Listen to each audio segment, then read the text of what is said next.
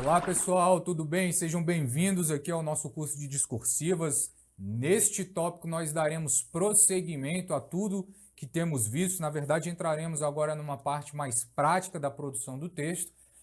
Saímos ali um pouco da parte teórica, né? Entretanto, eu gosto muito de percorrer, de passar por essa parte teórica, para que agora, na parte de produção de textos propriamente dita, nós possamos debater alguns aspectos, né, que requerem ali realmente um pré-requisito, né, vamos dizer assim, alguma base, né, um substrato teórico já feito com relação a aspectos que nós abordamos nas aulas passadas, e agora a gente vai verificar a aplicabilidade de todos esses tópicos que nós vimos anteriormente. Né? Nós vimos ali desde os tipos de argumentos, tipos de introdução, desenvolvimento, fechamento, né? Todos os elementos que compõem o texto, as questões atinentes aí à apresentação do texto. Então, nós vamos colocar tudo isso agora em prática, explorando aqui as estruturas do texto. Né? Muito importante vocês conhecerem a forma de estruturar cada tipologia, né? E principalmente como juntar, como concatenar aí todos os elementos de forma coesa, né? De forma coerente também, para que nós consigamos dar aí uma progressividade textual, boa progressividade textual adequada ao texto para, obviamente, conseguirmos aí boas notas nos concursos públicos. Tá bom? Então, meu objetivo hoje é percorrer por cada uma dessas tipologias, né? Dividiremos aqui em tópicos, né? O tópico da parte dissertativa, né? Argumentativa, de redação, passaremos pelas questões cursivas, estudos de caso, enfim, vamos avançando aí gradativamente no nosso curso, nos nossos tópicos, e que ele sirva realmente de inspiração, né, com muitos exemplos para que vocês realmente possam verificar agora como a teoria está aplicada aqui na prática e como que vocês podem desenvolver os seus textos sem problema algum. Verificaremos aqui que são técnicas, né, obviamente, temos de ter organização no momento da leitura, desde a leitura do comando da questão, né, até a definição dos pontos semânticos. Então temos de ser bem organizados, verificaremos isso. Temos aqui um roteirinho, obviamente, a ser seguido para que vocês não travem, né, vamos dizer assim, lá na hora da prova, que vocês já tenham base suficiente para avançar com naturalidade durante a produção do texto. Beleza? Tranquilo? Vamos lá, então, visitando aqui o nosso slide, vamos embora, vamos começar.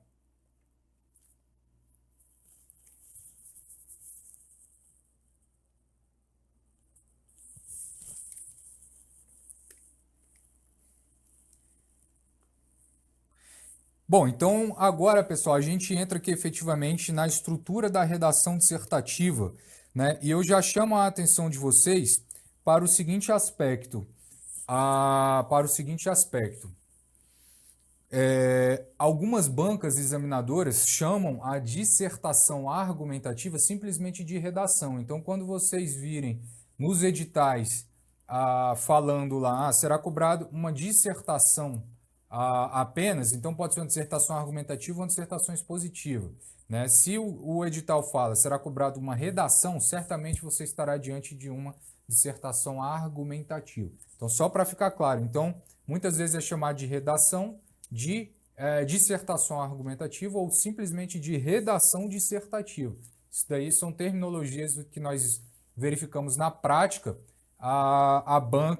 as bancas utilizando para se referir então somente à tipologia textual dissertativa argumentativa, que nós já vimos no nosso curso, mas agora nós vamos explorar com um pouquinho mais de profundidade, beleza? Vamos lá. Bom, pessoal, antes de mais nada, eu quero visitar aqui com vocês as estruturas, né? Como funcionam aqui as estruturas da redação dissertativa. Tá? Inicialmente, eu quero chamar a atenção de vocês para esses 3 pontos semânticos aqui, tá? Para estes 3 pontos semânticos, que nós vimos na aula passada, que no parágrafo introdutório, mais precisamente na introdução básica ou simples, ela é composta por assunto, tema e a tese, né, tese para textos dissertativos argumentativos, e o pressuposto orientador para textos dissertativos expositivos. Se você não acompanhou as aulas passadas, fica aí o convite para você, obviamente, compreender daqui para frente. Então, nós temos aí pelo lado da estrutura conceitual do texto, os pontos semânticos que comporão o nosso parágrafo introdutório, né? Um assunto que não necessariamente precisa de estar presente e o tema e a tese que obrigatoriamente estarão presentes aí no nosso parágrafo introdutório. Em seguida, nós teremos ali os tópicos, né? Os tópicos que defenderão a minha tese inicialmente colocada no meu texto, né? E esses tópicos eles estarão presentes aí, obviamente, nos nossos parágrafos de desenvolvimento. E por fim, nós temos ali o nosso fechamento, a nossa conclusão. Então, pela ótica dos conceitos, pessoal, aqui, ó, isso que nós mostramos aqui nesta piramidezinha, né? Neste gráfico aqui que eu estou trazendo para vocês, estes pontos semânticos que eu estou apresentando para vocês, eles compõem o que? A estrutura conceitual do texto. Tá? A estrutura conceitual, ela está relacionada ao que? Aos conceitos, quais são as ideias, quais são as informações, quais são os conceitos, né? O que compõe cada parágrafo. Entretanto, cada um desses conceitos, né? Cada um desses pontos que compõem a estrutura conceitual, eles estão relacionados, obviamente, com uma outra estrutura que é o que nós chamamos de estrutura formal do texto. A estrutura formal do texto, ela está preocupada com o quê? Com a forma como o texto será apresentado. Será um texto dissertativo em prosa, né, dividido em parágrafos? Quantos parágrafos comporão esse texto? Quais são os tipos de parágrafos que estarão presentes no texto? Então, aqui na redação dissertativa, nós temos o seguinte, nós temos o primeiro parágrafo do texto, que é feito aí, composto, né, pelo parágrafo introdutório. Então percebam que nestes 3 pontos semânticos aqui que nós destacamos inicialmente, assunto, tema e tese, eles estão dentro do quê? Do meu parágrafo introdutório, que é o meu primeiro parágrafo do meu texto. Tá? Em seguida, nós temos os parágrafos de desenvolvimento, que estão relacionados com os tópicos, né, com os argumentos. Então, os meus parágrafos de desenvolvimento, né, estão relacionados aqui com os meus tópicos, né, os argumentos, aquilo que eu utilizarei para defender a minha tese. Tá? Então, percebam como a estrutura formal, pessoal, como a estrutura formal, ela está relacionada aqui com a estrutura com a estrutura conceitual, tá? Então, do lado aqui ao meu lado esquerdo, né, aqui para mim, temos a estrutura formal e aqui ao lado direito nós temos a estrutura conceitual. E por fim, nós temos aqui a conclusão do nosso texto, também chamada aí por alguns autores de fechamento, tá bom? Bom, então, deixando aí a teoria um pouquinho de lado, pessoal, vamos começar aqui efetivamente a entrar na prática. Como que essa brincadeira funciona? Vocês já estão cansados de me ouvir falar na definição dos pontos semânticos, né? Na estrutura formal, na estrutura conceitual dos conceitos, estrutura formal, a forma como o texto será apresentado. Uma grande característica dos textos dissertativos ou argumentativos é aquele composto por introdução, desenvolvimento e fechamento. Nós damos o nome de estrutura formal clássica a este tipo de estrutura, né? Aquela estrutura clássica completona realmente do texto dissertativo. Tá? Então vamos verificar agora aqui um exemplo de tema, né? Um tema que é apresentado para uma redação dissertativa argumentativa e vamos desenvolvê-lo em seguida, né, no transcurso aqui da nossa aula. Vamos lá. Bom, então eu apresento este tema aqui para vocês, para que nós possamos aqui analisá-lo e verificar como nos comportar diante de um tema como esse. Farei aqui alguns breves comentários. Vamos lá. Considerando que o fragmento de texto acima, né, eu vou desconsiderar, pessoal, que tinha aqui um texto motivador, um texto balizador aqui anteriormente. Tá? Normalmente as bancas examinadoras apresentam esses textos motivadores. E aí, em seguida, a banca vem com o comando da questão. Considerando o fragmento de texto acima tem caráter unicamente motivador, redija um texto dissertativo. Perceba que a banca não coloca para o candidato se é um texto dissertativo, argumentativo ou expositivo. Isso daí faz parte da própria avaliação do candidato, tá? Acerca do seguinte tema, a persistência da violência contra a mulher. Então, temos aqui o tema, né? O tema que foi expressamente apresentado aqui pela banca examinadora. Tá? Nem sempre isso daí acontece, mas quando a banca cobra textos dissertativos e argumentativos, normalmente o tema aparece de forma expressa. Ao elaborar seu texto, aborde necessariamente os seguintes aspectos. Aí temos aqui o nosso tópico 1, né? Temos aqui o nosso tópico 1, causas da violência contra a mulher. Causas da violência contra a mulher. Temos aqui o nosso tópico 2, barreiras para a superação do problema. E temos aqui o nosso tópico 3, o dever do Estado de garantir a segurança dos cidadãos. Ora, pessoal, percebam que estamos diante de uma questão que cobra do candidato 3 tópicos, né? 3 tópicos, e a banca disponibiliza aqui a pontuação de cada um dos tópicos. Tá? Para você ganhar nota máxima, você tem de abordar necessariamente todos esses tópicos aí. Tá? Então, estamos diante de um texto dissertativo argumentativo, cujos argumentos, cujos assuntos ali que estarão presentes nos meus parágrafos de desenvolvimento não serão escolhidos por mim. Eles já foram definidos pela banca examinadora. Então, nós não temos de nos preocupar com os tópicos ali que eu vou utilizar em cada parágrafo de desenvolvimento do meu texto. Compreenderam?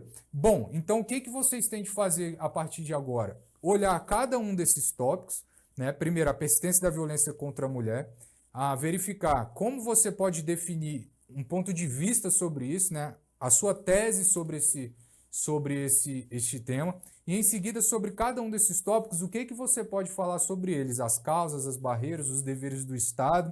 Vamos lá, vamos nos organizar aqui. Bom, com relação às causas, particularmente, eu abordaria aqui, pessoal, e assim proponho, a questão do machismo.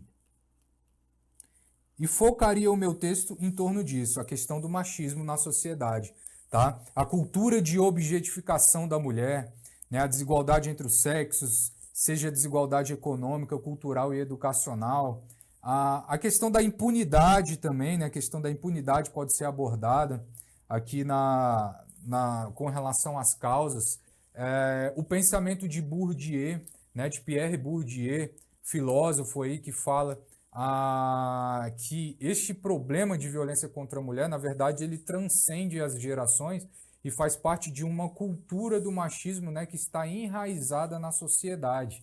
Né? É algo inercial, vamos dizer assim, é um machismo inercial, né, que acaba acarretando aí nessa violência contra a mulher.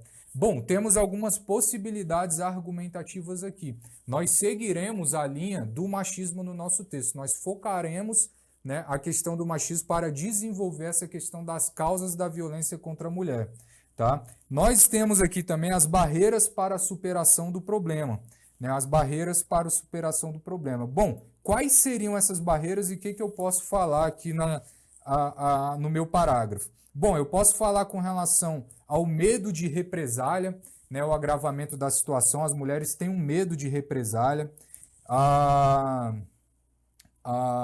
O que nós podemos explorar aqui também? Medo de represália. Nós podemos explorar também o medo de que as alegações das mulheres, né, que estão sendo vítimas de violência, que essas alegações não sejam tidas como verdadeiras, né, que essas alegações não sejam interpretadas como verdadeiras. As mulheres também têm essa objeção, né, de denunciarem os agressores simplesmente pelo fato de terem o receio dessas informações não serem tidas como verdadeiras, né? Temos aí também a possibilidade de colocar em risco a estrutura familiar. Muitas vezes a mulher sofre, é vítima de violência, mas ela não quer denunciar o agressor. Por quê? Porque não quer colocar em xeque, vamos dizer assim, não quer abalar a estrutura da família, né? Muitas vezes é um casal, muitas vezes esse casal possui filhos, e para preservar toda essa estrutura, a mulher muitas vezes deixa de denunciar,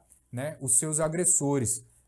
Muitas vezes também a mulher tem receio de ser julgada pela sociedade, né, com relação a essas denúncias. Ela pode ser julgada pela sociedade pelo fato de ser uma vítima, né, de violência. Então existe esse preconceito também. Em alguns casos, pessoal, temos também as dependências financeiras, né? A mulher simplesmente depende do homem e não o denuncia. Por quê? Porque depende financeiramente dele, tem o receio de perder esse auxílio financeiro pelo fato de denunciá-lo por uma possível agressão, né? Então temos diversos argumentos, pessoal. Isso aqui tudo que eu estou colocando para vocês são possibilidades argumentativas. Nós obviamente escolhemos algumas aqui para desenvolver o nosso texto, tá? E temos aqui também o dever do Estado. O dever do Estado. E aí, com relação ao dever do Estado, o Estado, o que ele pode fazer aqui para minimizar essa questão da persistência da violência contra a mulher? Ora, nós temos a atuação do Estado sob o ponto de vista educacional, né, sob o ponto de vista educacional, melhorando as bases educacionais, né, para que essa cultura da violência contra a mulher, do machismo, ela obviamente ela seja extirpada da nossa sociedade, não é verdade? Nós temos também questões de encorajamento à denúncia, né, campanhas para que as mulheres sejam encorajadas, né, políticas públicas para que as mulheres sejam encorajadas a denunciar os seus respectivos agressores, né, e obviamente implementação de medidas protetivas de urgência, né? Que medidas protetivas são essas, pessoal? Aqui vocês obviamente não precisam de saber, pessoal. Mas na Lei Maria da Penha, né? A Lei Maria da Penha, a Lei 11.340 de 2006, lá nos seus artigos 22 a 24, fala sobre essas medidas protetivas. Essas medidas protetivas, que seriam afastamento, né, determinação de certas distâncias que o agressor pode ficar da vítima, né, desconstituição ali do porte de arma, por exemplo, do agressor. Tem algumas coisas lá, mas isso daí eu deixo a cargo dos professores de conteúdo, né, que trabalham esses conteúdos aí com vocês, e aqui nós estaremos nos preocupando, obviamente, com a produção do texto, tá? A produção do texto. Bom, feito esse levantamento, nós fizemos aqui, é o que nós chamamos e que nós vimos no nosso curso, aquilo que nós chamamos de brainstorming, pessoal, a técnica do brainstorming, que é o quê? É colocar todas as ideias que nós temos no papel, né? Sair jogando tudo aquilo que vem à nossa mente, que nós podemos utilizar no nosso texto, para em seguida nós organizarmos o nosso texto, tá bom? Então agora a gente passa para a definição dos nossos pontos semânticos. Quais seriam os nossos pontos semânticos, então? Bom, nós temos inicialmente aqui o nosso tema, o tema a banca já deu para a gente, que é a persistência da violência contra a mulher, né? E eu vou defender essa tese aqui, pessoal, que para a solução dessa problemática, para fins de solucionar a problemática da violência contra a mulher, né? É necessário analisar as causas, as barreiras encontradas e a responsabilidade do Estado. E aqui percebam, pessoal, que eu estou linkando o quê? Justamente os tópicos que a banca apresentou. Eu estou falando, ora, a análise das causas, das barreiras e da própria responsabilidade do Estado com relação a essa problemática, na minha opinião, né, é o caminho para a solução dessa problemática. É o caminho para a solução dessa problemática. Nós temos de discutir, nós temos primeiramente de mapear quais são essas causas, né, o porquê, né, o motivo pelo qual as pessoas que sofrem esse tipo de violência não denunciam seus agressores, né, as barreiras, e obviamente como o Estado pode atuar nisso daí. Essa tríade, definida pela própria banca nos seus tópicos questionadores, para mim caracteriza aquilo que eu vejo como uma possível solução dessa problemática. Então, a minha tese vai nesse sentido. Para a solução dessa problemática, é necessário analisar as causas, as barreiras encontradas e a responsabilidade do Estado. Tranquilo? E aí nós temos de definir os nossos tópicos. Conforme nós vimos, cada tópico, quando a banca apresenta, né, expressamente, nós temos de abordá-lo obrigatoriamente no nosso texto. Então, o nosso tópico 1 será qual?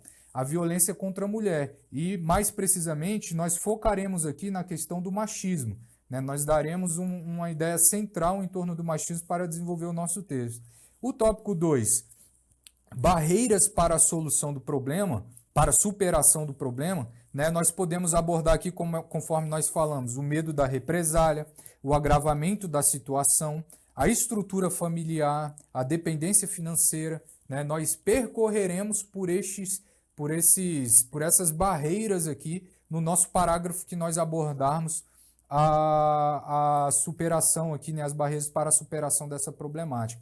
Tá? E por fim, nós abordaremos aqui um tópico 3, que é o dever do Estado, né, como políticas públicas eficientes e delegacias especializadas. Né? Falaremos aqui que entre o dever do Estado, né, nós acreditamos que políticas públicas mais eficientes, né, e a disponibilização, né, de delegacias especializadas de apoio à mulher, né, que as encorajem aí a denunciar os seus agressores, são possíveis atribuições do Estado aí que minimizarão esta problemática que for apresentada. E aqui eu quero chamar a atenção de vocês para o seguinte aspecto.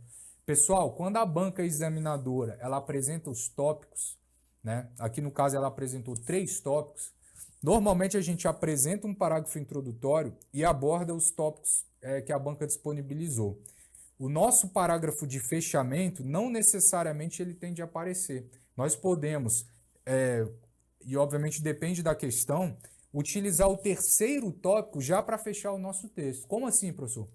Percebam, pessoal, que as ideias colocadas pela banca, elas têm uma ideia progressiva legal. Ela começa falando da causa, verifica as barreiras, em seguida ela apresenta para o candidato como se fosse uma proposta de intervenção. Uma proposta de intervenção do Estado para acabar com essa problemática. Então, os deveres do Estado, né, o dever do Estado para fins de minimização dessa problemática já me traz uma ideia conclusiva. Isso daí já está trazendo para o candidato uma ideia conclusiva. Ora, então eu posso aproveitar esse tópico, explorar para finalizar o meu texto já na abordagem ao terceiro tópico. E assim, não necessariamente eu preciso fazer um parágrafo separado de fechamento no meu texto. Compreenderam? Essa mesma conversa não vale para textos que a banca apresenta tão somente o tema, sem apresentar os tópicos. Tá? Nesses textos mais abertos, aí sim nós temos de fazer o nosso fechamento. Tá? Mas aqui não necessariamente. Então nós temos essas duas possibilidades e nós trabalharemos elas aqui. Tá? Então vamos aqui visitar o nosso slide. E aqui, pessoal, eu quero chamar a atenção com vocês, que é uma tabelinha que eu gosto de utilizar, que eu montei, para desenvolver os meus textos. Tá? Essa tabelinha aqui eu utilizo ela, pessoal, desde lá dos anos lá de 2004, 2005, quando eu comecei a fazer concurso, e funciona muito bem, tá? Funciona muito bem, funciona aí com os nossos alunos. Temos muitos alunos aprovados, milhares, na verdade, de alunos aprovados aqui no Estratégia Concurso, que seguem, obviamente, isso aqui que eu vou passar para vocês. E eu aproveito e chamo a atenção de vocês aí para darem um print, né? Colarem ali nas suas paredes ali quando vocês forem produzir texto. Por quê? Porque vai auxiliá-los realmente naquele momento de travar, sabe, de como conduzir o texto. O que eu faço agora? Isso daqui é uma excelente orientação, vamos dizer assim. Tá? Então, para vocês, obviamente, que são todos meus amigos aí, não serão meus concorrentes nas provas, né? Eu estou disponibilizando isso daqui com todo carinho, obviamente, para que a gente possa, a partir de agora, utilizar e produzir os textos com base nessa tabela, os textos dissertativos argumentativos. Vamos lá. Como que a brincadeira funciona, pessoal? Bom, percebam aqui que eu dividi o primeiro parágrafo, né, em primeiro parágrafo, segundo parágrafo, terceiro parágrafo e quarto parágrafo. Tá? Eu defino aqui mais ou menos o número de linhas, pessoal. O primeiro parágrafo aqui de 5 a 7 linhas. Tá? O segundo parágrafo de 6 a 8 linhas. O terceiro parágrafo de 6 a 8 linhas e o quarto parágrafo também de 5 a 7 linhas. Tá? E aí eu destaco, pessoal, os nossos elementos de coesão textual. Os nossos elementos de coesão textual, né? As nossas expressões conjuntivas, aí, enfim, tudo aquilo que pode fazer a ligação, né, entre os períodos aí do nosso texto. Tá? Então eu separei eles. Então percebam aqui, por exemplo, no nosso primeiro parágrafo. Gosto sempre de fazer referência a algum pensador filosófico ou alguma informação com base legislativa ou jurisprudência, citação de dispositivos legais. Então, como eu introduziria o meu texto? De acordo com, segundo, conforme, né? E aí eu cito os dados. Conforme dados do IBGE, por exemplo, né? De acordo com a pesquisa recente da Datafolha, né? Ou então de acordo com a Lei 11.340 de 2006, né? Que é a Lei Maria da Penha. Tudo isso pode ser utilizado, né, para iniciar o nosso texto e, em seguida, obviamente, a gente faz a citação dos nossos dados, dos nossos dispositivos legais, dos pensadores filosóficos ou de doutrinadores, né, Em seguida, nós, obviamente, terminando o nosso primeiro período, nós passamos aqui, a gente apresenta inicialmente, pessoal, uma realidade, né? Aquilo que está na lei é uma realidade, um dado é uma realidade, é uma visão, vamos dizer assim, real da problemática, né? E muitas vezes uma lei, né, uma base legal, é até uma visão de solucionar aquela problemática, para atribuir certas normas que solucionam aquela problemática. Entretanto, na prática, a gente não vê, muitas vezes, a lei dando resultado. Os números, muitas vezes, não correspondem com as leis, né? Os números, muitas vezes, não correspondem com um pensamento filosófico de anos, né, atrás. Então, o que eu gosto de fazer? Eu cito algum dado legal e, em seguida, eu contraponho esse pensamento. Como assim contraponho esse pensamento? Vamos verificar aqui. A gente pode iniciar o nosso próximo período com expressões no entanto, contudo, né? Ou então simplesmente acrescentar algo, não obstante, dessarte, com efeito, né? Dessarte, evitem a expressão destarte, pessoal. Já temos aí alguns gramáticos mencionando que a palavra destarte está caindo em desuso, tá? Para se referir, obviamente, a termos anteriores expostos no texto com a ideia conclusiva. Tá? E aí a gente apresenta o nosso tema. A gente apresenta o nosso tema na sequência. Tá?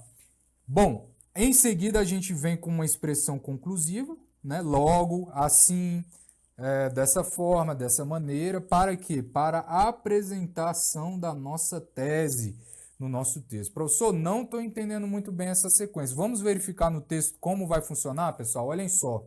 Então, eu vou iniciar o nosso texto citando o quê? Uma base legislativa, uma lei.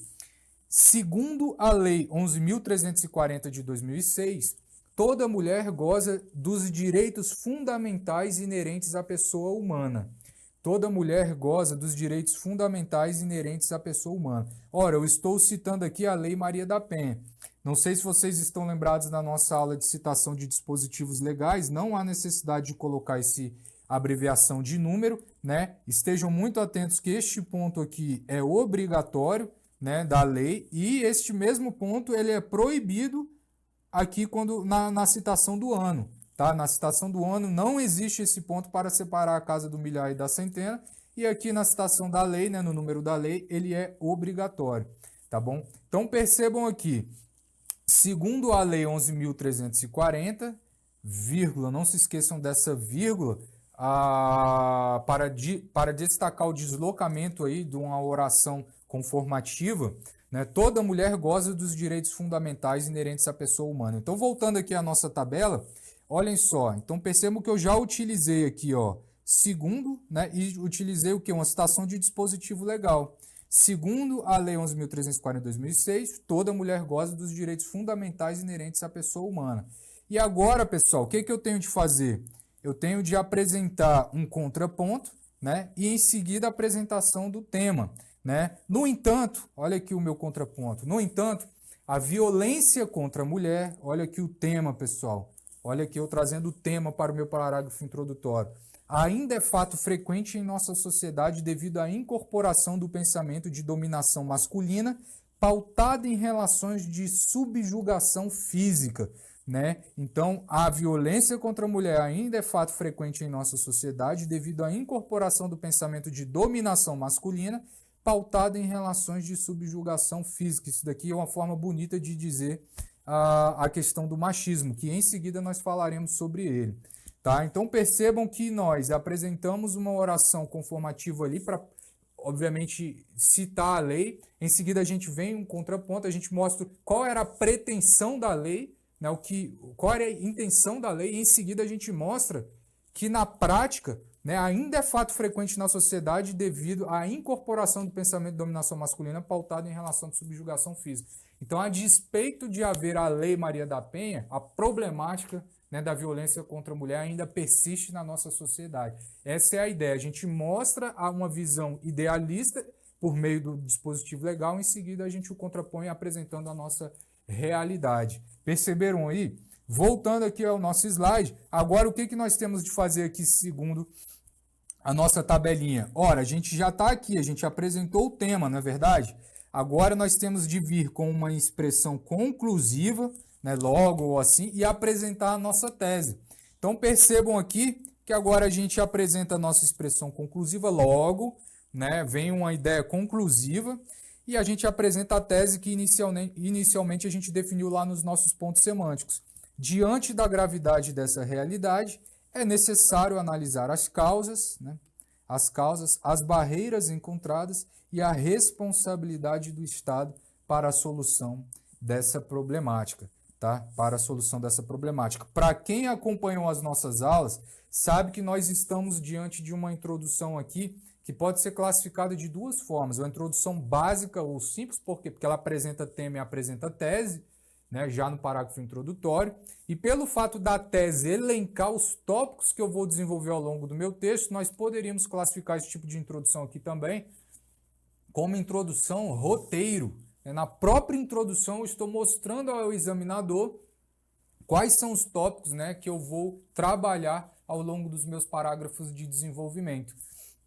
Tá?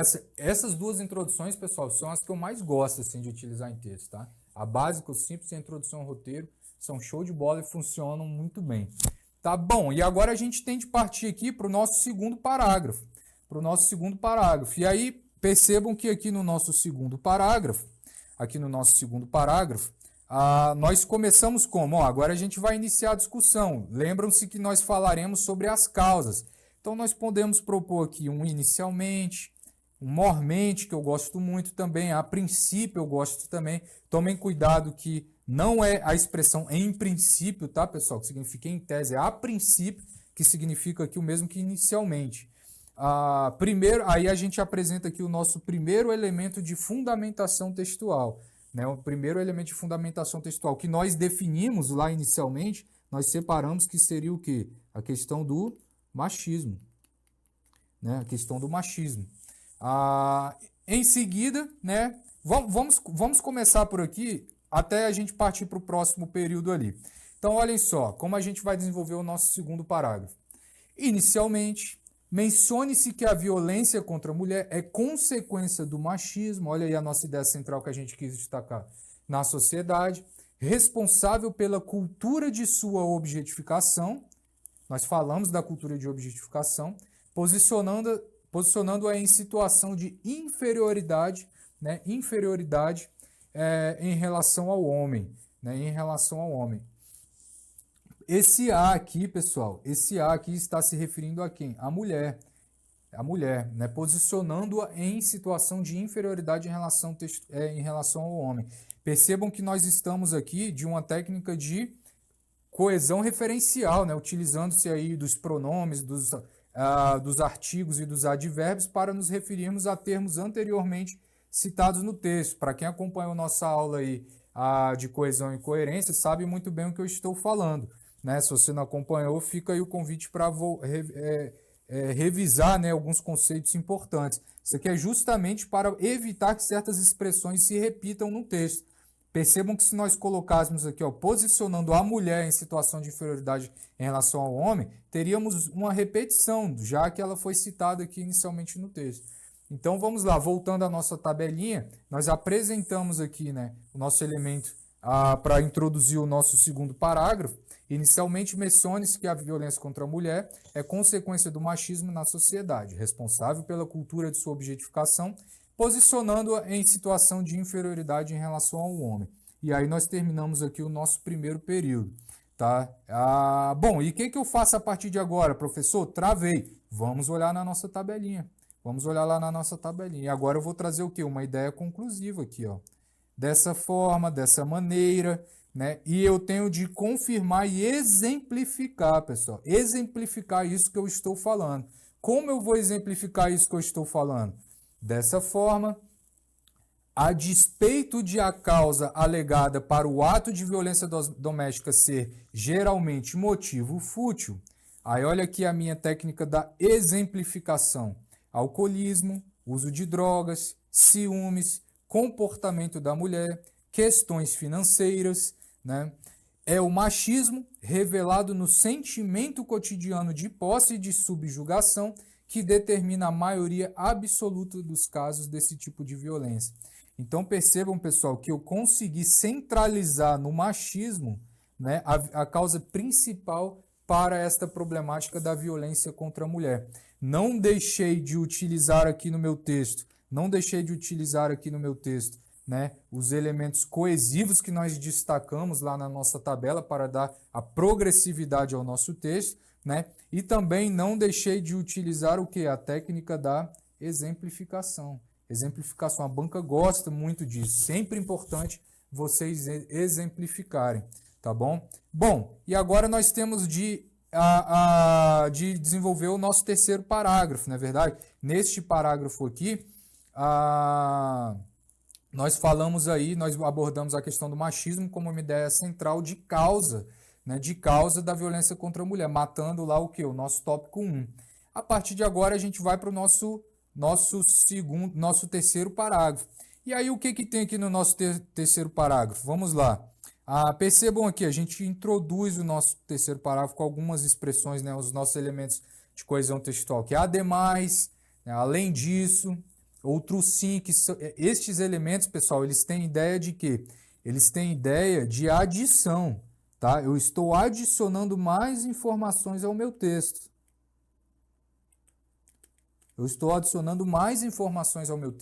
E agora nós falaremos sobre o quê? Sobre as barreiras, né? Sobre as barreiras encontradas para que as mulheres denunciem seus agressores. E aí eu tenho de explorar o quê? O meu segundo elemento de fundamentação textual. E quais são esses elementos de fundamentação textual que nós vimos anteriormente? Nós falamos sobre o medo de represália, né, medo de alegações, de serem não tidos como verdadeiros, colocar em risco a estrutura familiar, a questão da dependência financeira. Nós vimos alguns elementos desses. Então, vamos verificar aqui como que a gente pode desenvolver isso dentro do nosso parágrafo. Então, percebam aqui, ó. A gente introduz o nosso texto lá com um elemento coesivo que nós escolhemos da tabela, ademais. Uma das principais barreiras para a mudança desse quadro é o elevado índice de subnotificação. Professor, o que é subnotificação, professor? Nunca vi essa palavra, vou pedir meu dinheiro de volta. Pessoal, subnotificação. Subnotificação simplesmente é a ausência da notificação, né? Elevado índice de subnotificação, a ausência de notificação. A ausência de denúncia pelas mulheres. Aqui no contexto significa isso. Beleza? Tranquilo? Voltando aqui ao nosso slide. Então, nós introduzimos aqui o nosso parágrafo mencionando, ademais, uma das principais barreiras para a mudança desse quadro. Olhem aqui o nosso tópico frasal, pessoal. Olhem aqui o nosso... Eu vou destacar ele coloridinho aqui para o nosso slide ficar mais bonito. Tá? Principais barreiras. Lembram-se das nossas aulas, né, que eu falei sobre o tópico frasal, que é muito importante. Ele já está no início de cada parágrafo.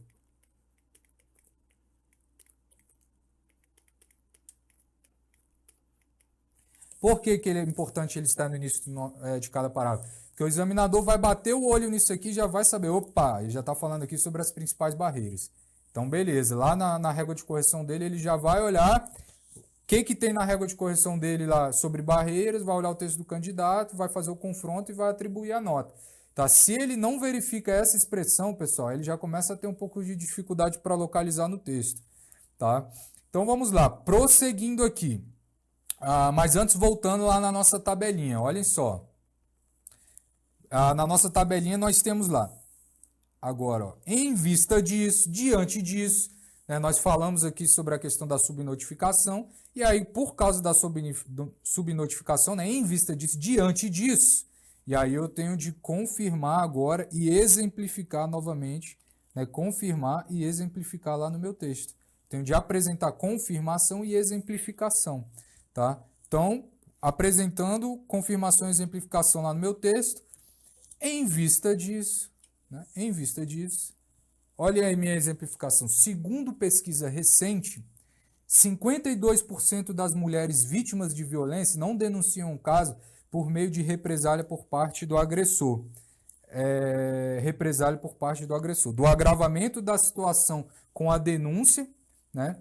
Olha lá as coisas que nós falamos inicialmente, pessoal. Represália por parte do agressor, agravamento da situação com a denúncia, abalo da estrutura familiar. Percebam que tudo isso daqui são os assuntos que nós colocamos lá no nosso brainstorm, nas nossas informações que nós levantamos inicialmente. A gente vai elencando, a gente vai colocando aqui no nosso texto. quando a dependência financeira, olha aqui também a questão da dependência financeira, a questão torna-se ainda mais complexa, visto que a denúncia pode comprometer a subsistência familiar. E aí você deve estar me questionando aqui agora, professor, e este dado aqui de 52%?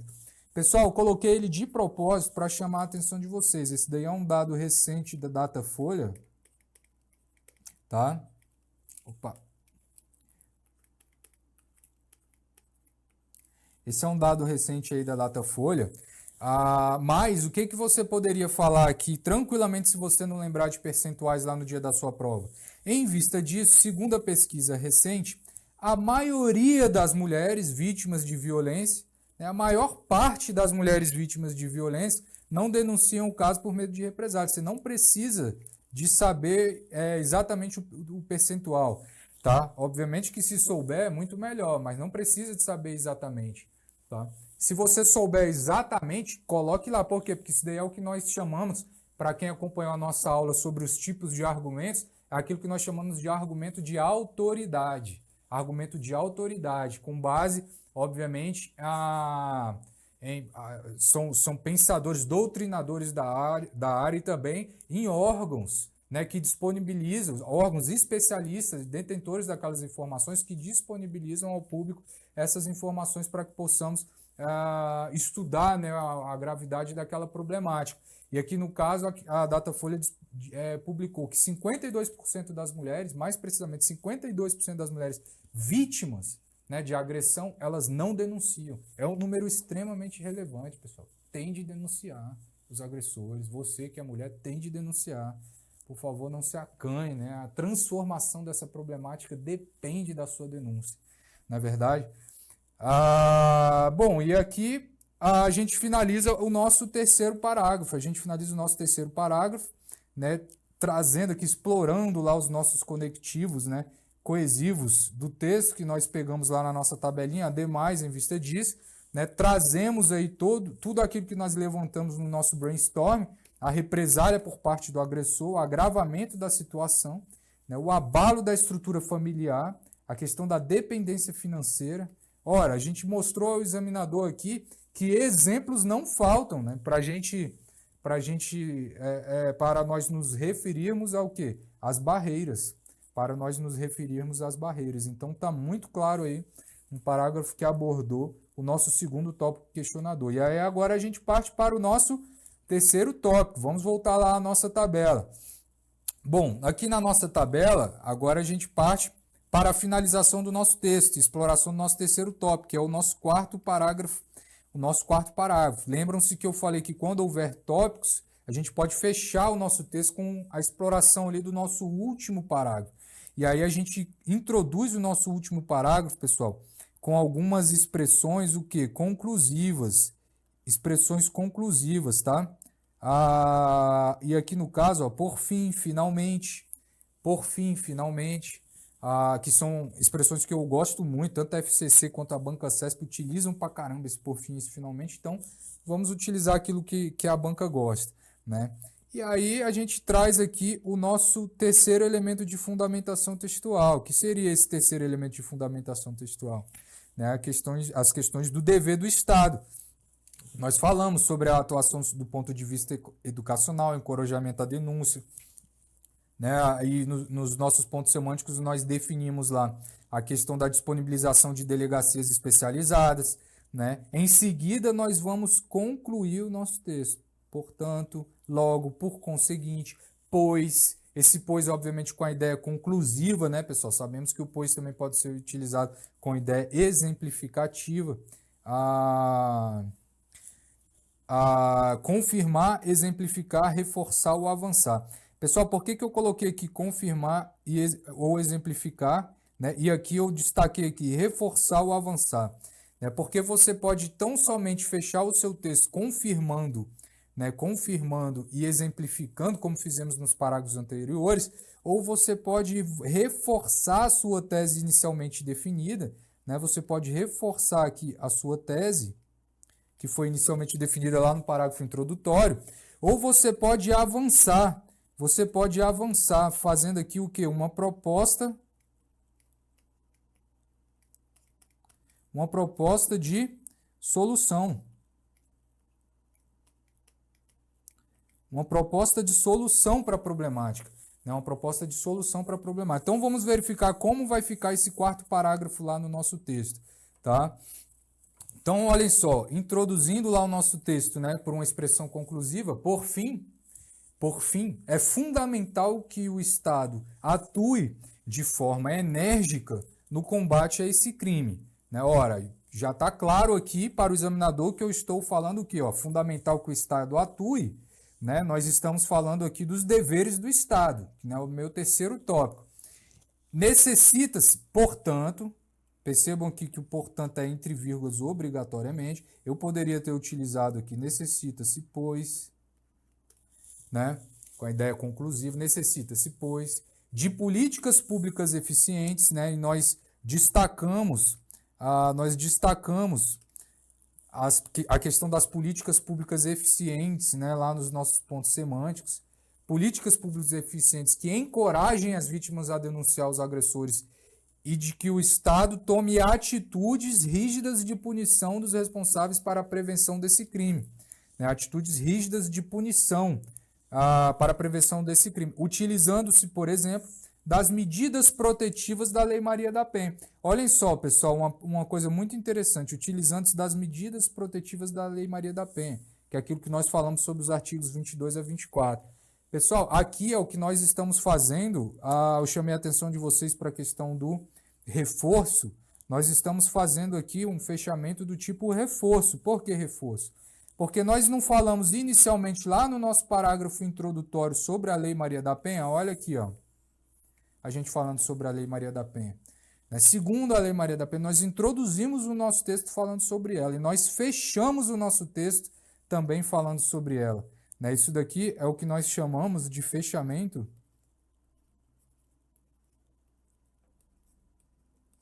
Fechamento reforço. Tá? Fechamento reforço. Para quem acompanhou as nossas aulas, sabe do que eu estou falando, né? O fechamento reforço para a gente reforçar aquilo que nós apresentamos no nosso parágrafo introdutório, tá? Então, bom, a gente finaliza aqui o nosso primeiro texto. Não, finalizando não, a gente ainda vai avançar um pouquinho mais. Eu vou propor agora para você, você deve estar se perguntando, professor, você falou que eu posso introduzir também, por meio de um dispositivo legal, né, conforme essas orações conformativas, eu apresentar um dispositivo legal, uma jurisprudência, uma doutrina, mas também um pensamento filosófico. Eu posso... como que eu faço para apresentar um pensamento filosófico aqui? Ora, nós falamos brevemente aqui sobre a questão de Pierre Bourdieu, né, sobre o pensamento de Pierre Bourdieu sobre a violência contra a mulher, essa questão inercial do machismo inercial, né, que ele se propaga aí ao longo das gerações. Bom, a gente pode iniciar o nosso texto também fazendo esse tipo de comentário. Como seria? E aí eu trago aqui para vocês. Olhem só. Mais uma vez, a gente utilizando lá a nossa expressãozinha, né, que nós destacamos da nossa tabelinha. Segundo o sociólogo Pierre Bourdieu, a violência contra a mulher, olha o nosso tema aí, ó, provém de construções históricas, culturais e sociais. Ou seja, ocorre devido à incorporação do pensamento de dominação masculina pautado em relações de subjugação física. Então perceba que eu trago aqui a questão do machismo, né, obviamente um pouquinho disfarçada, essa dominação masculina, né, por meio de um pensamento filosófico, né, de Pierre Bourdieu, que ela provém de construções históricas, né, culturais e sociais. Ela provém de construções históricas, culturais e sociais.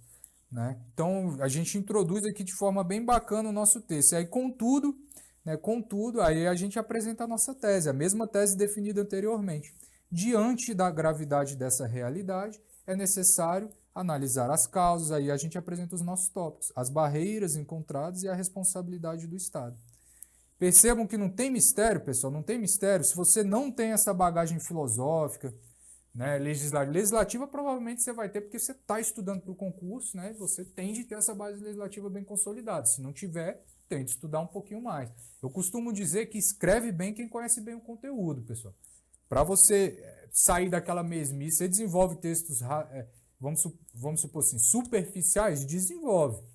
Né? Mas para desenvolvê-los com um pouquinho mais de profundidade é importante estar com essa bagagem filosófica, teórica, doutrinária aí em dia. Tá? Então, nós trabalhamos isso, obviamente, aqui nos nossos cursos. Fica aí o convite sempre a visitar as abordagens teóricas antes de cada tema para poder se preencherem, né, de conteúdo aí, para em seguida botar para fora lá na hora de produzir o texto, cheio de conteúdo rico. Tá? E aí, em seguida, a gente apresenta aqui uma outra proposta aqui de fechamento para o texto. Né? Sempre iniciando ele, obviamente, com aquela expressão conclusiva, por fim, é fundamental que o Estado atue de forma enérgica no combate a esse crime. Necessita-se, pois, e aqui a gente utilizou, trocou, né? No outro exemplo utilizamos o portanto, de fortalecer a rede de proteção destinada a amparar as vítimas para que se sintam encorajadas a denunciar seus agressores, como a instalação de delegacias especializadas e a efetivação de políticas públicas voltadas à proteção da mulher. Ora, aí você deve ter acompanhado aqui comigo. Se no parágrafo de fechamento anterior que nós apresentamos, nós fizemos um reforço, né, da Lei Maria da Penha, voltamos ao parágrafo introdutório, né, a ideia apresentada no parágrafo introdutório, percebam que aqui nós estamos mostrando o quê? Propostas de solução, propostas de intervenção do Estado para que ele acabe com essa problemática. Olhem só, fortalecer a rede de proteção destinada a amparar vítimas, fortalecer a rede de proteção destinada a amparar vítimas para que se sintam encorajados a denunciar seus agressores, com a instalação de delegacias especializadas e a efetivação de políticas públicas voltadas à proteção da mulher. Ora, eu estou mostrando aqui uma visão, uma visão futura daquilo que pode ser feito para solucionar a problemática. Se eu estou mostrando uma visão futura, eu estou diante de um fechamento, pessoal. Eu estou diante de um fechamento que nós chamamos de avanço. Fechamento avanço. Para quem acompanhou o nosso curso também, desde o início, sabe que nós estamos diante de um fechamento avanço. Então, essas duas formas aí são excelentes para fechar um texto dissertativo argumentativo. Um reforço da ideia que foi apresentada no parágrafo introdutório, fechamento reforço, ou uma proposta de solução da problemática, uma proposta de intervenção, uma visão futura daquilo que pode ser feito para solucionar aquele caso. Essa visão futura nós caracterizamos aqui como um fechamento avanço.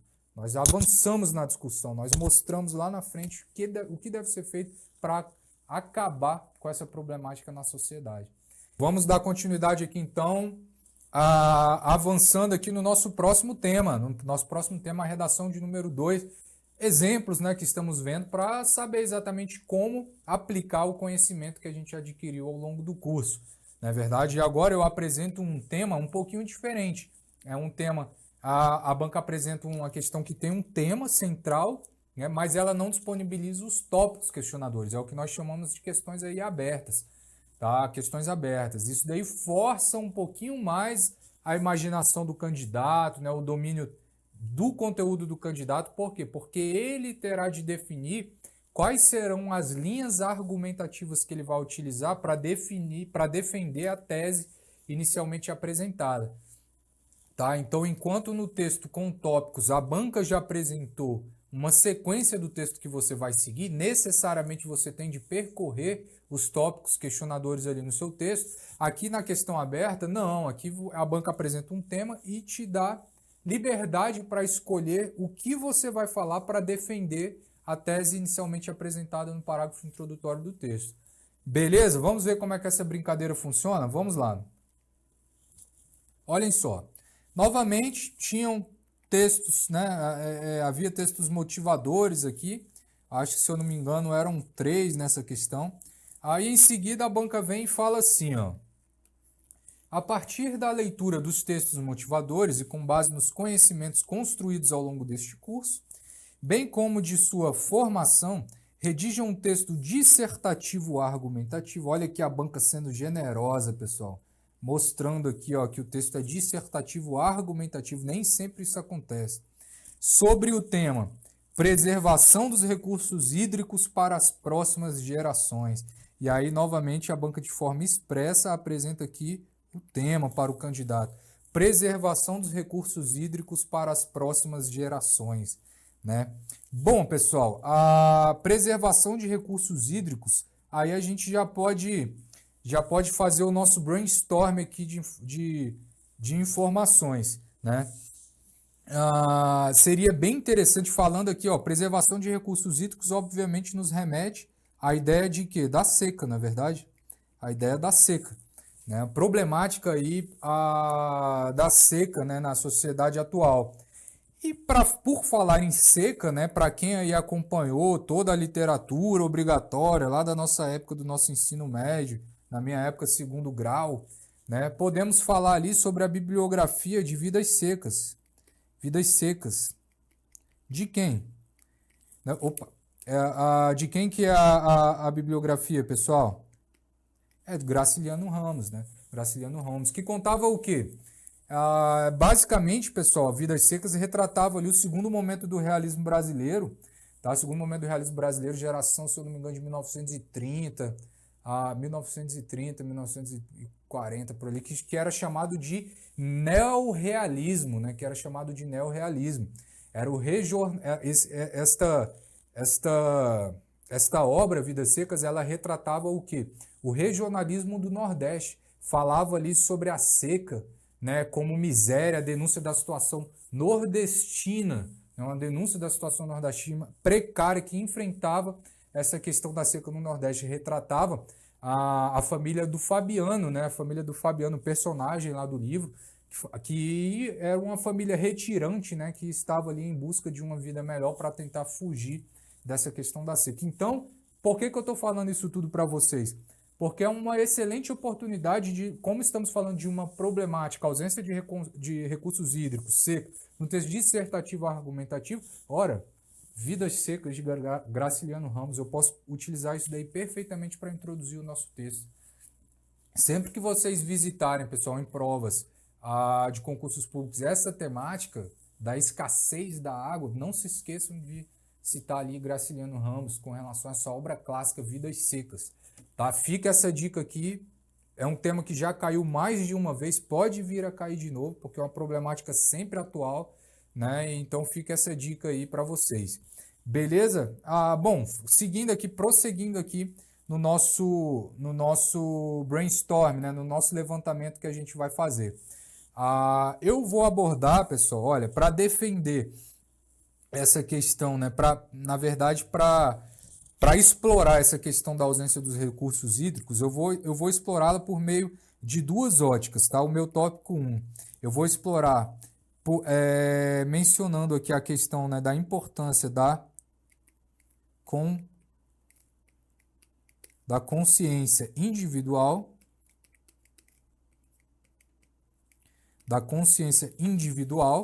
tá? Consciência individual, que economizar a água, né? Economizar a água, eu posso mencionar aqui que é uma questão ética, né? É uma questão ética. E por falar em ética, nós podemos mencionar aí a definição de ética de quem? Do filósofo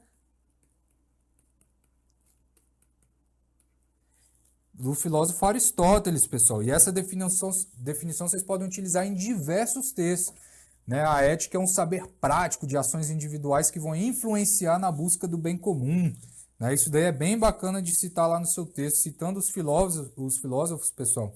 Certamente vocês estarão aí desenvolvendo bem os textos, né? São os argumentos de autoridade mesmo que nós chamamos, tá? E sobre uma segunda ótica, nós podemos explorar a questão da falta de recursos hídricos decorrente das desigualdades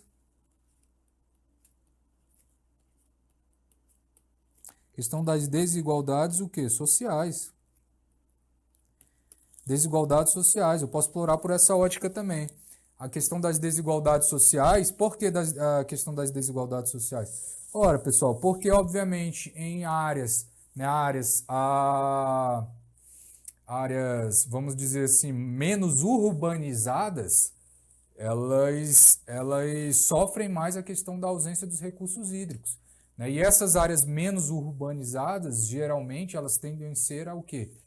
Mais pobres, regiões mais pobres, né? Onde há ausência de recursos hídricos. Então percebe-se também que a questão da desigualdade social, ela tem certa ligação, né, com a problemática da ausência dos recursos hídricos, tá bom? Então a gente pode explorar também por meio dessa ótica. Uma coisa que eu posso falar também aqui em desigualdades sociais é que a água, ela já foi reconhecida pela ONU como um direito humano, né? A água, ela já foi reconhecida pela ONU como um direito humano, né? E se é um direito humano, ora, essa problemática das desigualdades sociais, ela deve inexistir. E como a gente pode solucionar isso daí? Aí vem uma proposta de intervenção. A gente pode fechar o nosso texto com uma proposta de intervenção. Para fechar o nosso texto, né, o nosso fechamento, eu estou fazendo um brainstorm aqui, viu, pessoal? Para fechar o nosso texto, o que eu posso mencionar?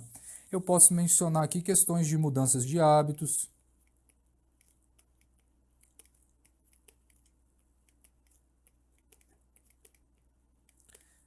Mudanças de hábitos. Que mais que eu poderia falar aqui no nosso texto? A gente pode falar a presença estatal por meio de instituições de políticas públicas eficientes, né? Presença estatal.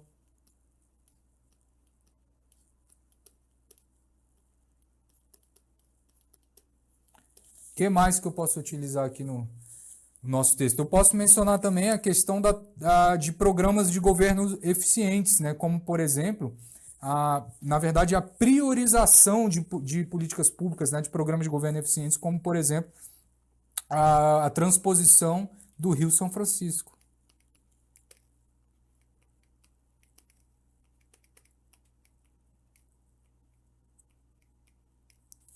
Opa, a caneta está falhando um pouquinho aqui.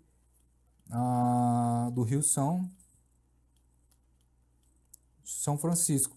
Questão do transposição do Rio São Francisco, né, pessoal? Um programa de governo que deveria ser priorizado. Se eu não me engano, a transposição do Rio São Francisco ela iniciou no ano de 2007, com prazo para conclusão em 2012. Em seguida, foi adiada a conclusão para 2016. Estamos no ano de 2020 e nada de finalizar essa transposição do Rio São Francisco, né?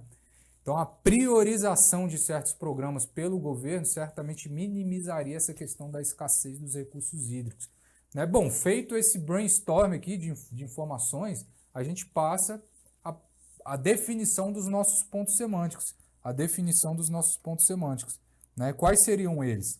Bom, temos o nosso tema inicialmente apresentado aí pela banca. Temos o nosso tema, a preservação dos recursos hídricos para as próximas gerações. Temos o nosso tema. Qual seria a nossa tese, né? A nossa tese a ser defendida aqui no nosso texto. A nossa tese temos essa daqui, que é necessário refletir sobre a conscientização individual. E aqui, pessoal, deixa eu marcar aqui para vocês, ó, conscientização individual e problematizar as desigualdades, ó, as desigualdades advindas da escassez da água. Então percebam que lá no nosso brainstorm, o que eu coloquei lá? Que o nosso tópico 1, né, tópico 1, seria a questão da conscientização individual, né? E a questão das desigualdades sociais vai ser o meu tópico 2. Perceberam aí? E aí, em seguida, a gente vem para o nosso parágrafo de desenvolvimento. Exploraremos aí a questão da consciência individual, as desigualdades sociais e fechamento, apresentaremos um fechamento, uma proposta de intervenção que nos traz aí a necessidade das mudanças de hábitos, né? As mudanças de hábitos. Beleza? Bom, vamos lá, vamos avançar aqui então no nosso texto. Vamos lá.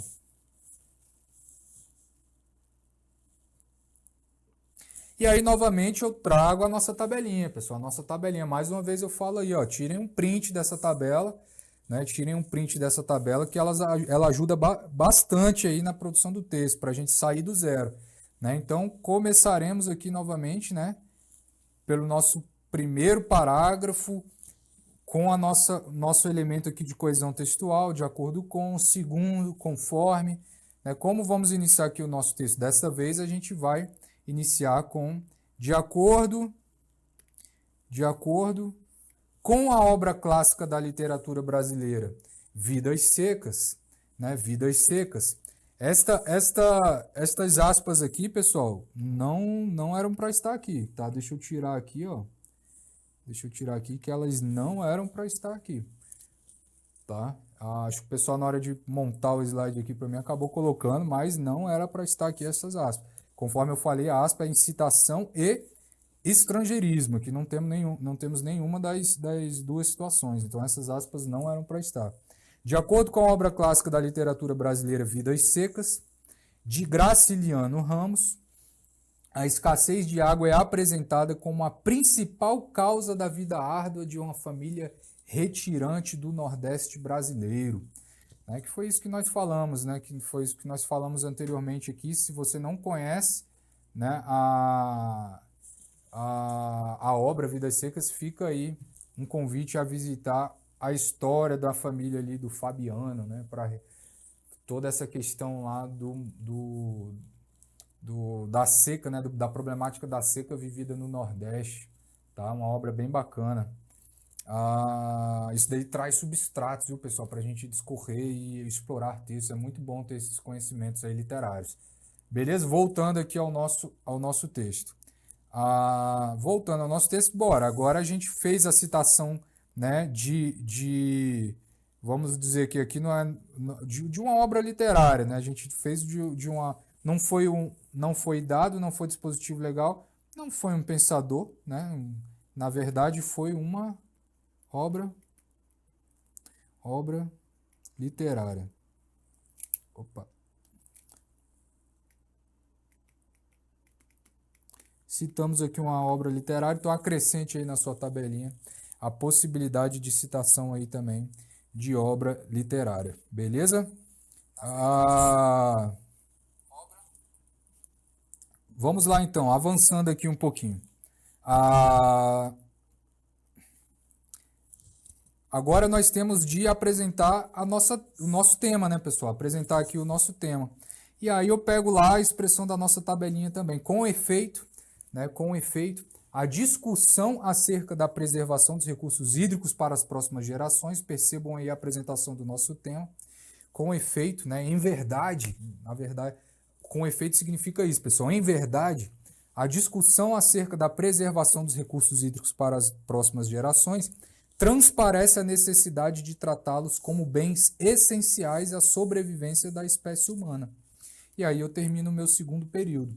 Ora, e lá na minha tabelinha, percebam aqui, ó, que eu utilizei essa expressão com efeito. Então eu já utilizei aqui, ó, de acordo, né, de acordo. Agora eu utilizei o com efeito, a depender, obviamente, da sequência que eu quero dar no meu texto. Nós já apresentamos o tema e agora nós vamos concluir logo assim e a apresentação do quê? Da nossa tese, né?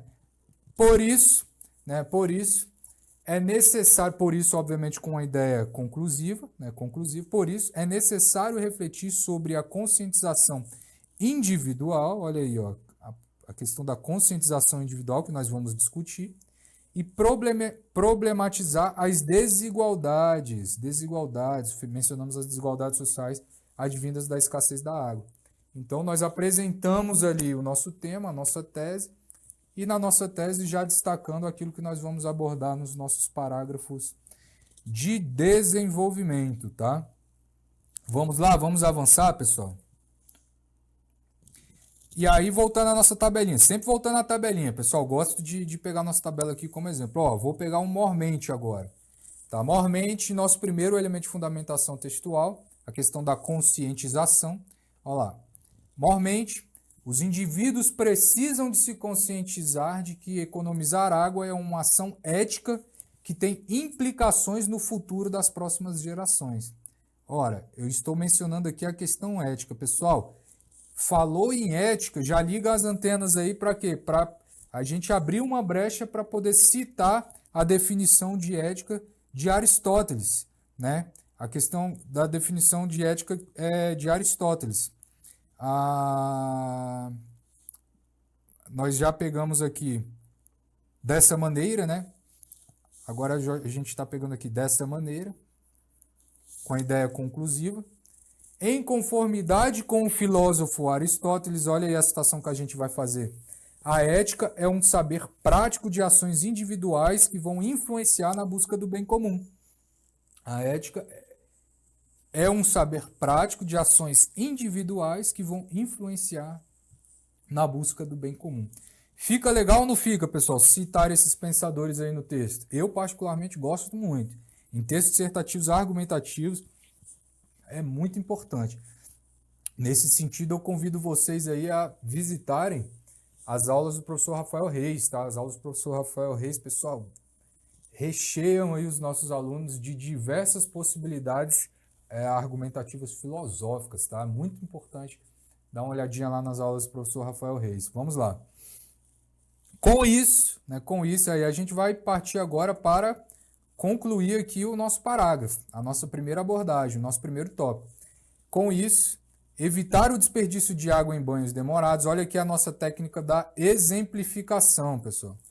Técnica da exemplificação, né? Nós abordamos a questão da conscientização, nós definimos aqui que é uma questão ética e apresentamos o conceito de ética de Aristóteles e vamos fechar o nosso parágrafo com a ideia conclusiva por meio de exemplos, né? Por meio da técnica da exemplificação. Com isso, evitar desperdício de água em banhos demorados e na lavagem de automóveis, por exemplo, já é um começo para mudanças de hábitos. Então, primeiro, você apresenta a problemática, em seguida, você reforça essa problemática e, em terceiro, você exemplifica, né, ações que podem minimizar, né, que podem resolver a questão da problemática. Foi isso que nós fizemos nesse parágrafo. Nosso próximo parágrafo, voltando à nossa tabelinha, né, nós vamos iniciar por aqui, ó. Nós vamos iniciar aqui, ó. Ademais, vamos apresentar o nosso segundo elemento da fundamentação textual, que seriam no nosso caso aqui, a gente definiu, né, inicialmente lá nos pontos semânticos, que seria a questão das desigualdades, né? A questão das desigualdades.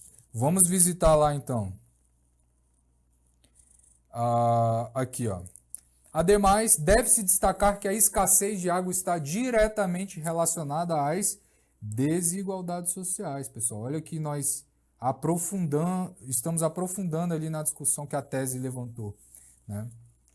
Em vista disso, é notório que regiões sem infraestrutura urbana, né, favelas, olha a minha técnica da exemplificação, e a região do Nordeste do Brasil, secas históricas, né, e aqui retomando até a nossa introdução com relação à obra literária de Vidas Secas, que fala do Nordeste, né, e a região Nordeste do Brasil, secas históricas, são afetadas cotidianamente pela ausência do acesso ao direito à água potável, considerada pela Organização das Nações Unidas, a ONU, né, como recurso natural integrante dos direitos humanos, né, como direitos humanos. E aqui a gente finaliza o nosso parágrafo relacionado às desigualdades sociais, né?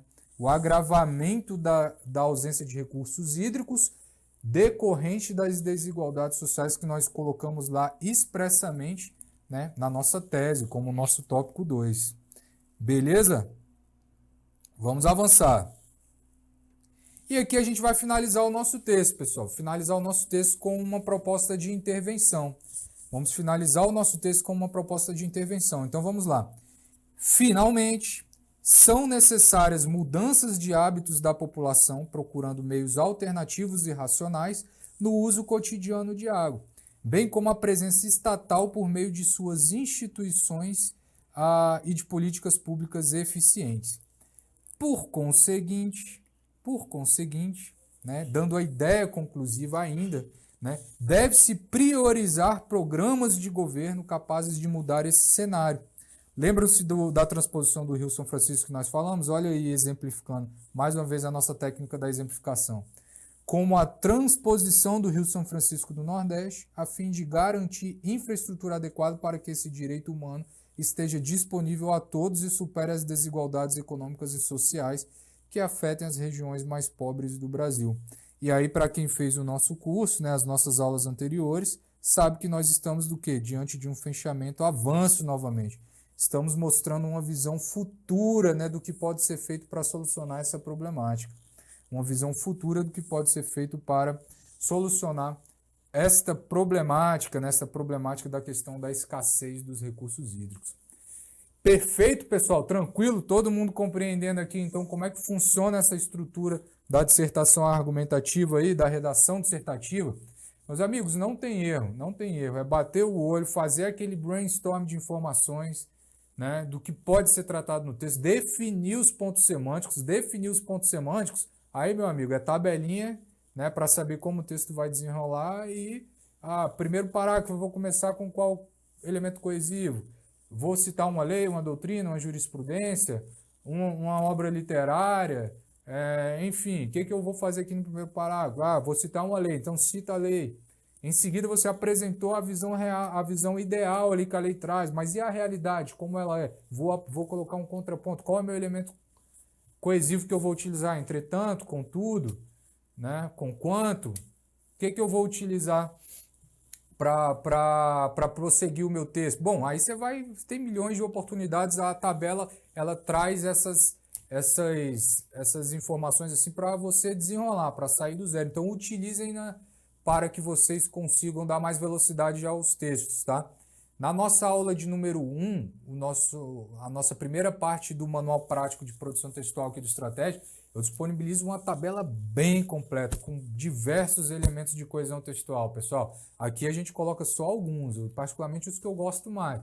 Mas existem infinitos aí, vocês obviamente não precisam decorar todos, que sirva de consulta, né, para que vocês possam utilizar aí nos seus textos, tá bom? Então, resumindo, pessoal, aí, como funciona essa brincadeira, vamos dar uma olhada aqui num roteiro, né? Um passo a passo aqui do que deve ser feito. Bom, a primeira coisa a ser feita aqui durante a produção textual de texto de redação dissertativa argumentativa é quando você recebe a prova, pessoal, analisar, né, os dados ali que a banca colocou e aí fazer aquela técnica, obviamente, do brainstorm, né? Resgatar o conteúdo, resgatar todo o conteúdo sobre o assunto, né? Começa a elencar ali o que você pode falar de cada um dos tópicos sobre aquele tema, qual a tese que você vai defender, defina tudo isso daí, né? E aí, após essa definição, você vai analisar todas essas informações e escolher a melhor estrutura que você vai utilizar no seu texto. Ora, eu vou fazer um parágrafo introdutório colocando a minha tese, né, o meu tema, eu vou utilizar um fechamento para responder ao último tópico, não vou fazer um fechamento separado, como eu vou estruturar o meu texto, né? E aí definindo a estrutura, decidindo aí se você vai utilizar uma estrutura clássica, né, do texto dissertativo, uma estrutura moderna ou simplificada, nós falaremos sobre ela em seguida quando falarmos sobre as questões discursivas.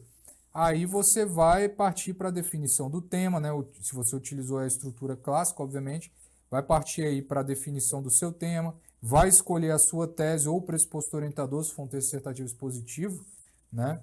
E em seguida a definição dos tópicos aí, né? A definição dos tópicos. Quais são os tópicos que você vai utilizar no seu texto, né? Se você vai utilizar uma introdução roteiro, ele já vai estar dentro lá da sua tese, né? No seu parágrafo introdutório, ou se você vai dar prosseguimento e elencá-los tão somente nos parágrafos de desenvolvimento. Fica esse roteirinho aí, obviamente para fins de exemplificação, que é o caminho ali que a gente percorre, né, até concluir o nosso texto e entregar ao examinador, tirar a nota 10 e correr para o abraço, ver o nome lá na lista de nomeações, né, e que a dissertação aí possa contribuir um pouquinho com a sua nomeação também.